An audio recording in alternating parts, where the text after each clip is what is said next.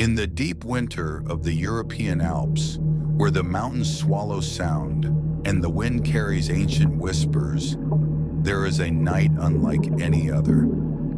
Before the world imagined Saint Nicholas as a kindly gift giver dressed in red, there was his shadow, a horned figure with cloven feet, rattling chains and eyes that burn like embers beneath the snowstorm.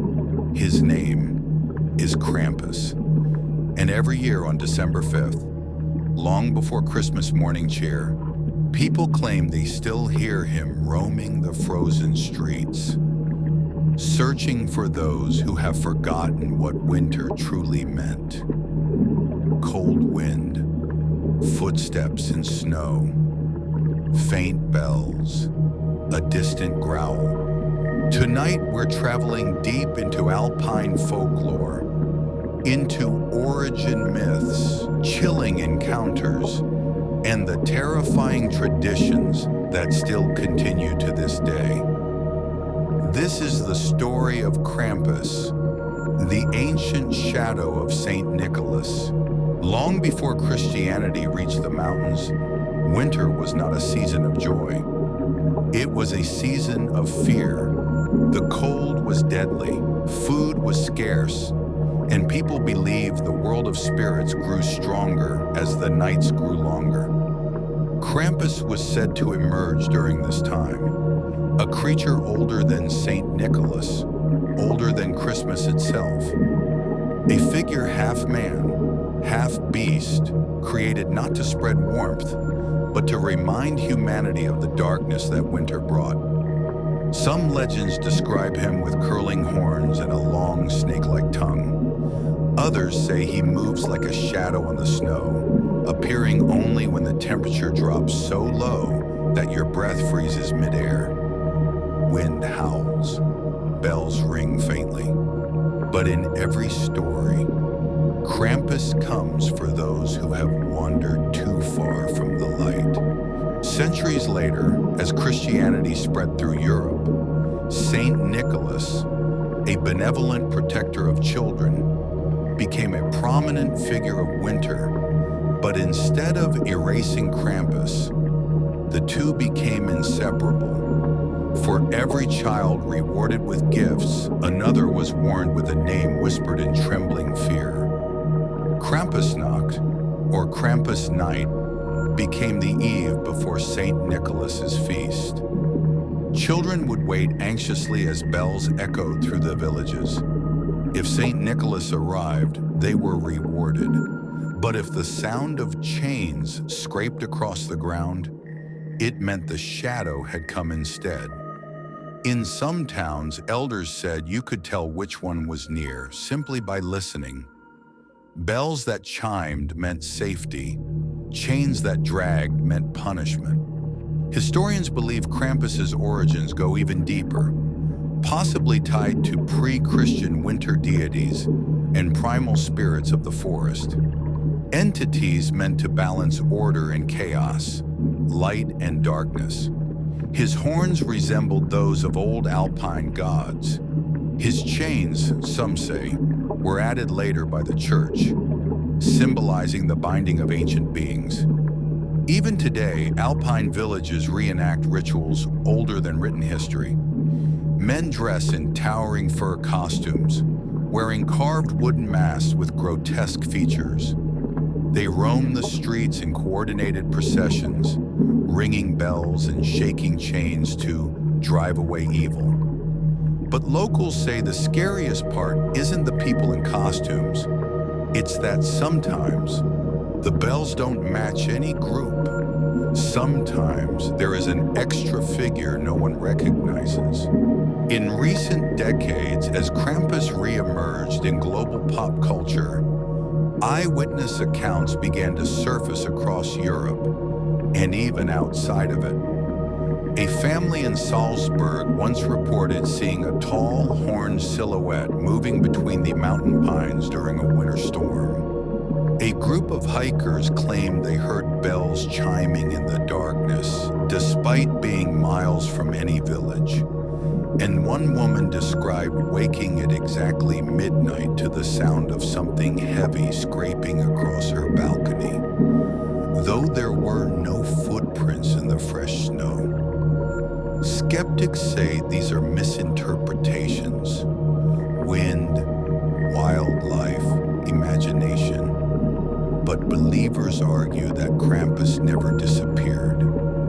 People simply stopped paying attention. What makes Krampus so unnerving isn't just his appearance, it's what he represents. Every culture has a figure that reminds people of consequences, a shadow to balance the light. In the Alps, that shadow walked on cloven feet. Krampus became the embodiment of winter's harshness, of nature's unforgiving cold, and of the primal belief that something ancient still watches humanity from just beyond the firelight. In a world that tried to sanitize Christmas into something cheerful and safe, Krampus remained untouched, a reminder that winter once belonged to fear. One of the most reported supernatural elements of Krampus encounters is the sound of chains. People describe it the same way, whether they heard it in the 1600s or last year: heavy, slow, metallic, dragging across cobblestone, scraping across ice. Researchers believe the phenomenon might be a form of auditory illusion created by wind patterns echoing across narrow alpine streets. But others argue the sound is too rhythmic, too intentional. Some even claim the chains are not a weapon, but a symbol, a reminder that Krampus is bound by ancient rules, and that something once tried to contain him. Krampusnacht falls on December 5th for a reason. It's the darkest point of early winter, the night when folklore says the veil between worlds thins just enough for things to cross. Saint Nicholas follows on December 6th, representing light overcoming darkness. But Krampus always comes first. He is the test before the blessing. In some villages, parents still warn their children not to wander after dusk on this night. Not because of superstition, but tradition. A tradition built from hundreds of years of fear. In modern times, Krampusnacht transformed into chaotic celebrations known as Krampus runs, where costume figures sprint through the streets. Tourists call it entertaining. Locals take it seriously. Some runners claim that during these events, their group counts don't match. An extra figure appears, tall, silent, never breaking character, then disappears without anyone noticing.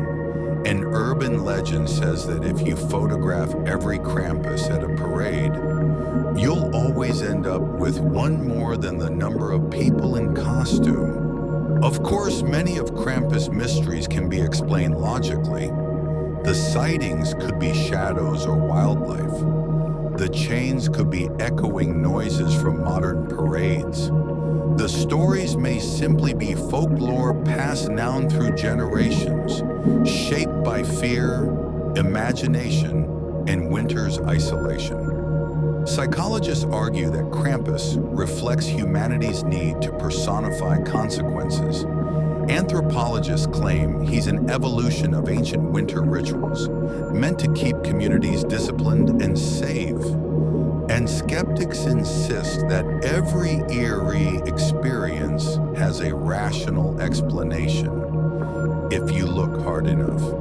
And yet, despite all the explanations, despite all the dismissals, every December 5th, thousands still swear they hear bells ringing in the cold, chains dragging in the dark, footsteps crunching in freshly fallen snow, even when no one is there.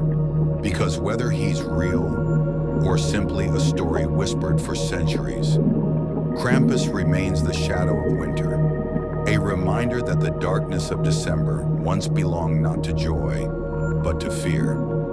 So tell me, on Krampusnacht this year. If you hear bells in the night, will you dare to look outside? Chains drag once, faintly, then silence.